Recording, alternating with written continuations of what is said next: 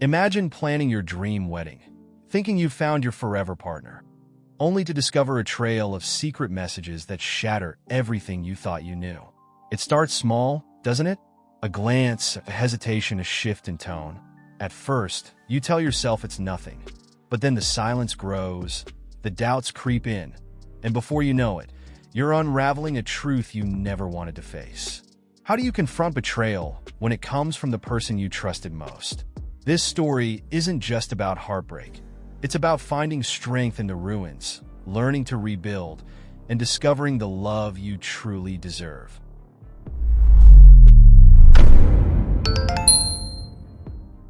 It was supposed to be a routine wedding meeting, the kind where you hash out seating charts and pick flower arrangements. She mentioned in passing that she'd given a ride to her friend. No big deal, right? But something in the way she said it didn't sit right. The words were casual, but her tone carried a flicker of something else. Hesitation, maybe? As the meeting went on, her usual easy laugh felt forced, her eyes darting away from mine whenever our wedding planner asked about our special day. It was nothing concrete, but it left a faint shadow in the back of my mind. I shook it off at the time, convincing myself I was overthinking. After all, we were getting married soon. What could possibly go wrong? Still, I couldn't shake the strange vibe. As we drove home, the silence between us was heavier than usual. I told myself it was just pre-wedding stress. But every now and then, she'd glance at her phone, lips pressing into a thin line before quickly locking the screen. That wasn't her. She was always open with me, always sharing silly memes or replying to group texts right in front of me. Something had shifted, and I couldn't figure out what. Was it me? Was I reading too much into it? But the little voice in my head kept whispering, something's off. That night, I couldn't sleep. Every time I closed my eyes, I replayed the moments from earlier, piecing together every odd glance, every clipped response. It wasn't like her to pull away. My instincts were tugging at me, screaming for answers, but I had nothing solid to go on. Still, I resolved to shake off the doubt. Tomorrow, I'd focus on work and let it go. Or so I thought. Little did I know this was just the beginning. The next morning, I noticed she was uncharacteristically distant. She left for work with a quick peck on my cheek. Her words rushed, almost rehearsed. I texted her a couple of times during the day. Nothing urgent, just little check-ins like we always did. Hours went by with no reply. By lunchtime, the silence was gnawing at me. My phone became a weight in my pocket, each notification making my heart skip, only to find it wasn't her. Anxiety crept in, a dull ache in my chest. Was she busy, or was she avoiding me? I tried to focus on my tasks, but the unease was suffocating. By late afternoon, I couldn't take it anymore. I decided to call her friend, the one she had supposedly given a ride to. Surely it was nothing, right? But when her friend answered, she seemed confused. "Oh no, she didn't give me a ride yesterday," she said casually. My stomach dropped. I ended the call quickly, making up some excuse about bad reception. My mind raced, trying to make sense of what I'd just heard. Why would she lie? My hands trembled as I gripped my phone, staring at it like it held all the answers. When she finally texted me back, it was brief, almost dismissive. "Sorry, crazy day at work," she wrote. No explanation for the missed hours. No mention of the supposed car ride. I wanted to believe her, but doubt had already planted its roots deep in my mind. I told myself I'd let it go for now, but the seeds of suspicion had been sown. That night, as we sat across from each other at dinner, her smile felt like a mask. I couldn't shake the feeling that something much bigger was hiding behind her silence. I don't know what pushed me to do it. Maybe it was the unanswered questions, or maybe it was the way she casually brushed off the day before, but I found myself scrolling through her phone records later that night. It felt wrong, like crossing an invisible line, but the knot in my stomach wouldn't let me stop. And there it was, glaring back at me, a string of calls and messages to a number I didn't recognize. The timestamps lined up with the hours she'd been busy. My heart pounded in my chest as I scribbled the number down. This wasn't like her, or at least not the version of her I thought I knew. I confronted her the next morning, my voice shaking despite my best efforts to sound calm. "Who's this?" I asked, holding up my notes. She glanced at the paper, her face a mix of surprise and something I couldn't quite place. Fear? Her answer came too quickly, too neatly packaged. Just a co-worker, she said, her tone defensive. But the details didn't add up. Why so many calls? Why the late-night messages? The more I pressed, the more her answers twisted into knots, each one tighter than the last. Her usual honesty was gone, replaced by vague excuses that only deepened my doubts. By the end of the day, I felt like I was spinning in circles, each conversation leaving me more confused than the last. My head was a mess of half-truths and unanswered questions.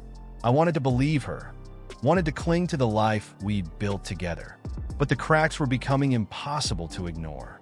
As I lay awake that night, staring at the ceiling, I knew one thing for certain. I couldn't let this go. I needed answers, real ones. Little did I know, the truth was about to hit me harder than I ever imagined. I pressed her again the next evening, determined to break through the wall she'd built around herself. My voice was calm, almost too calm, as I laid it all out, the calls, the messages, the lies. For a moment, she just stared at me, her expression unreadable. Then, like a dam giving way, she confessed. The words spilled out in a torrent, each one sharper than the last. She'd been exchanging personal messages with a coworker. Personal. The word echoed in my mind, carrying all the weight of what she didn't say. It wasn't just work banter, and we both knew it. She admitted they'd been talking for months, their conversations growing more intimate as time went on. My stomach churned as she described the future plans they'd sketched out together, plans that didn't include me. I felt like a stranger in my own life, standing on the outside looking in. Every moment we'd shared, every promise we'd made, suddenly felt like a lie. My hands trembled, and for a second, I couldn't tell if it was anger or heartbreak taking over. Maybe it was both. All I knew was that I needed air, space, something to stop the room from spinning. She sat there, looking more relieved than regretful, as if unburdening herself had wiped her slate clean. But for me, it was just the beginning. The trust we'd built, the foundation of everything we'd planned, was in ruins. I didn't know what hurt more, the betrayal itself or the casual way she'd admitted to it, as if it was a minor detour rather than a collision course with the end of our relationship. I walked out, my mind racing. This wasn't over. Not yet. When I returned that night, she was waiting for me, her expression a mix of defiance and guilt. The air between us crackled with unspoken tension, and I knew this conversation would leave scars. She didn't wait for me to speak. Instead, she launched into her defense, her words tumbling out with practiced ease. She blamed me, said the distance between us, my focus on work, and my so-called emotional absence had driven her to seek comfort elsewhere. I stood there, stunned, as she twisted the narrative, making herself the victim in a betrayal she had orchestrated. I let her finish, the words swirling around me like smoke from a fire I hadn't seen coming. When she finally stopped, I found my voice quiet but steady. I reminded her of the sacrifices I'd made for us, the long hours and sleepless nights spent building a life we could both be proud of. I had worked tirelessly to create a future for us, and now it felt like she'd torn it apart with a single careless decision.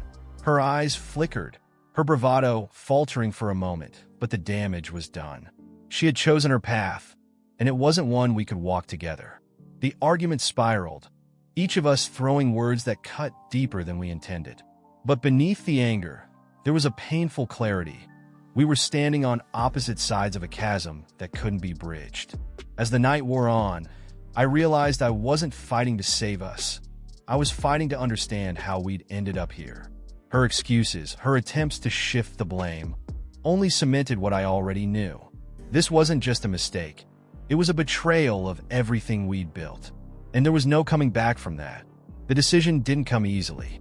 I sat in silence for what felt like hours, the weight of it pressing down on me like a storm I couldn't escape.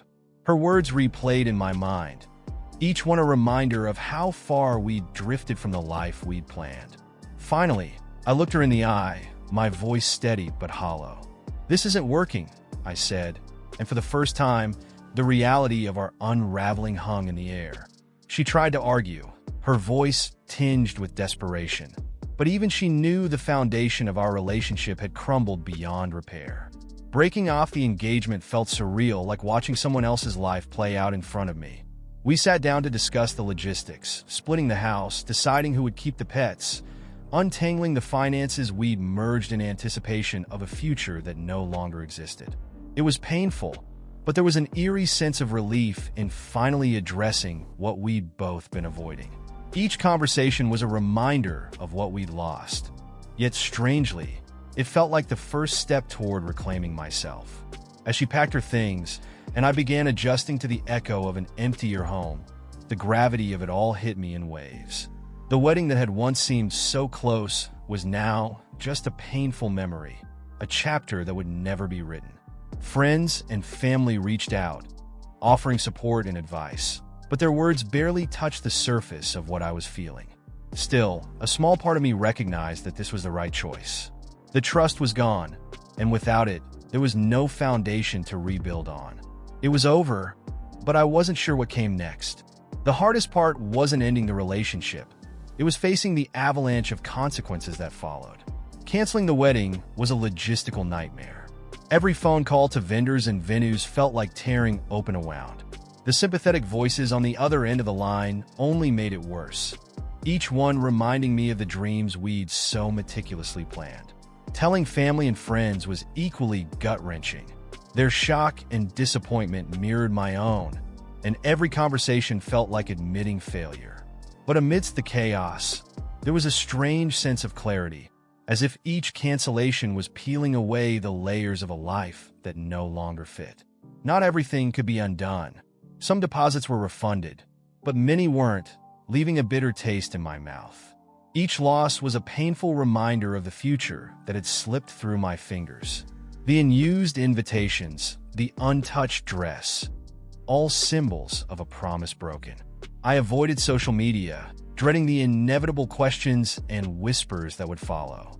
Yet, in the midst of all the sadness, I couldn't ignore the tiny flicker of relief growing inside me.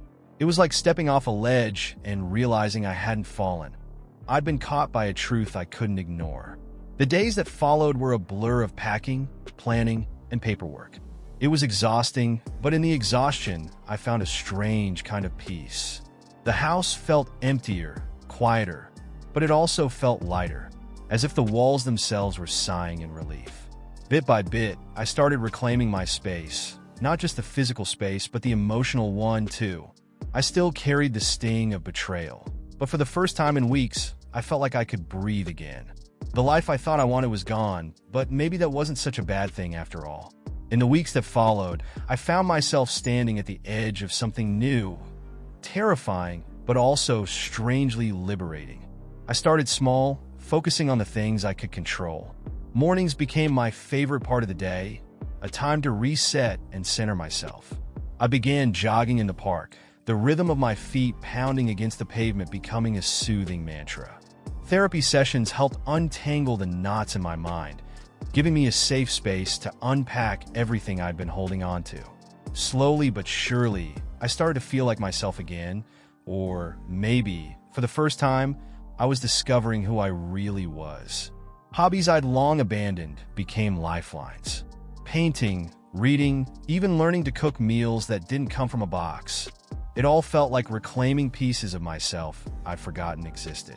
Friends rallied around me, their laughter and support a balm for the parts of me that still felt raw and uncertain. I didn't shy away from the grief, but I didn't let it consume me either. Each day, I chose to keep moving forward one step at a time. And with every step, the weight of what had happened felt a little lighter. What surprised me most was how much strength I found in the process. The person I saw in the mirror now wasn't broken or lost. They were resilient. I started setting new goals, not for anyone else, but for myself. It wasn't about erasing the past or pretending it didn't hurt. It was about building a future that felt right. A future where I could stand tall, not despite what had happened, but because of how I chose to grow from it. And though the scars were still there, they were becoming less of a reminder of pain and more of a testament to survival. I wasn't looking for anything serious. Honestly, I wasn't even sure if I was ready to let someone in again. But life has a funny way of surprising you when you least expect it. We met through mutual friends. Both of us coaxed into attending a casual dinner we weren't particularly excited about. The conversation was easy, flowing naturally as if we'd known each other for years. She mentioned her own heartbreak, and suddenly, the guarded walls I'd built around myself didn't feel so necessary. We weren't just two people talking. We were two souls recognizing something familiar in each other. What stood out the most wasn't the spark of attraction. It was the kindness. She listened with a genuine curiosity that made me feel seen, even in the parts of my story I wasn't proud of. Slowly, we started spending more time together. Casual coffee dates, walks through the park, hours spent talking about everything and nothing. There was no rush, no pressure to define what we were. For the first time, I felt like I could just be myself, scars and all. And she accepted it all, not in spite of my flaws, but because of them. Our connection grew quietly, steadily, like roots finding their way into the soil. It wasn't perfect, no relationship ever is, but it was real, built on honesty and shared understanding. She reminded me what it felt like to trust again, to let go of the fear that had held me back for so long. In her, I found not just a partner, but a teammate, someone who wanted to build something with me rather than tear it down. For the first time in what felt like forever, the future didn't seem so daunting. It seemed hopeful. Looking back, the signs were always there, weren't they? Little moments I dismissed, tiny cracks I chose not to see. I've replayed them in my mind countless times, not as a way to punish myself, but to understand. If there's one thing this journey has taught me, it's to trust my instincts. Ignoring those feelings, those quiet warnings, only led me down a path I could have avoided. But regret doesn't serve me anymore. Instead, I've decided to use those lessons to build a better version of myself and a clearer vision of what I want in a relationship. The experience also taught me the value of communication, not just talking, but really listening. It's so easy to get caught up in routines, to assume everything is fine until it's not. I know now that relationships require constant care, an effort to nurture trust and honesty every step of the way. It's not just about avoiding betrayal. It's about building something solid enough that doubt doesn't have room to grow. And while the scars of the past linger, they serve as a reminder of how far I've come and what I won't accept in the future. Life looks different now, simpler but more fulfilling. I've learned to prioritize the things that matter: genuine connections, self-respect, and the courage to walk away when something doesn't feel right. The pain of what happened still surfaces from time to time, but it doesn't define me anymore. Instead, it's a chapter in a story that's still unfolding. Moving forward, I'm choosing relationships that uplift, moments that matter, and a life that feels authentically mine. And while I can't predict what's ahead, I'm ready for it, because now I know my worth and I won't settle for less. Keep watching our stories by clicking on one of the videos that appear on the screen, and don't forget to subscribe to the channel and turn on notifications to be alerted about new videos. See you next time.